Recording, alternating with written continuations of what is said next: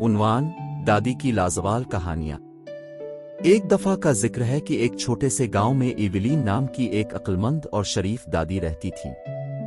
वो अपने मेहरबान दिल, गर्मजोशी से गिले मिलने और अपनी सुनाई जाने वाली दिलफरेब कहानियों के लिए दूर दूर तक मशहूर थी। गांव के बच्चे हर शाम इसके गिर्द जमा होते, दादी इवलीन की लाजवाल कहानियां सुनने के लिए बेताब होते। एक ठंडी शाम, जैसे ही सूरज उफुक के नीचे डूब गया, गांव पर एक गर्म चमक फैल गई। बच्चों का एक ग्रुप दादी इवलीन के आरामदेह कमरे में जमा हुआ। चिमनी में टिमटिमाती शोले नाच रहे थे जब दादी इवलीन ने अपनी कहानी शुरू की। आओ मेरे बच्चों, अर्द गिर्द जमा हो जाओ, उसने अपनी आंखों में चमक के साथ कहा। आज रात मैं आपको एक ऐसी कहानी सुनाऊंगा जो नस्ल दर नस्ल गुजरी है। बच्चे करीब आ गए, उनकी आंखें उम्मीद से चमक रही थीं। दादी इवलीन ने अपनी कहानी का आगाज इससे किया। एक जमाने में, एक दूर दराज के इलाके में, एक जादुई जंगल था जहां जानवर बोलते थे और दरख्त कदीम राजों को सरगोशी करते थे। जैसे ही इसने अपनी दास्तान बयान की, दादी इवलीन ने बच्चों को बात करने वाले जानवरों, बहादुर हीरोज और जादुई मुहिम जोई से भरी दुनिया में ले जाया।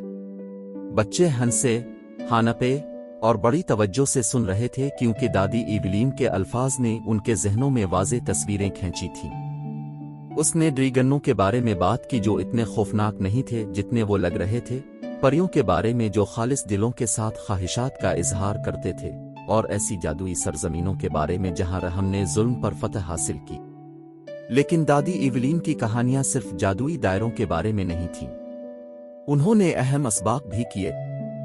अपनी कहानियों के किरदारों के जरिए उसने हिम्मत, दोस्ती और अपने अब से सच्चे होने की अहमियत के बारे में दानिशमंदी फराहम की। जैसे जैसे रात बढ़ती गई, बच्चों ने अपने आप को तखय्युल और हैरत की दुनिया में गर्क पाया।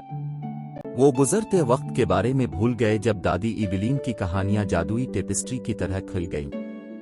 आखिरकार आखिरी कहानी अपने इख्तिताम को पहुंची और दादी इवलीन अपने इर्द-गिर्द फैली आंखों वाले बच्चों को देखकर मुस्कुरा दे।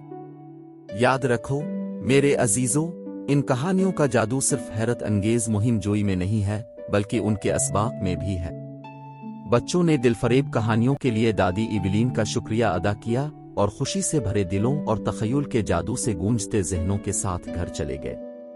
और इस तरह दादी इवलीन ने अपनी कहानियों को बानिना जारी रखा और आने वाली नस्लों के लिए गांव के बच्चों के दिलों में मोहब्बत, हिकमत और कहानी सुनाने के जादू की एक लाजवाब मीरास छोड़ी।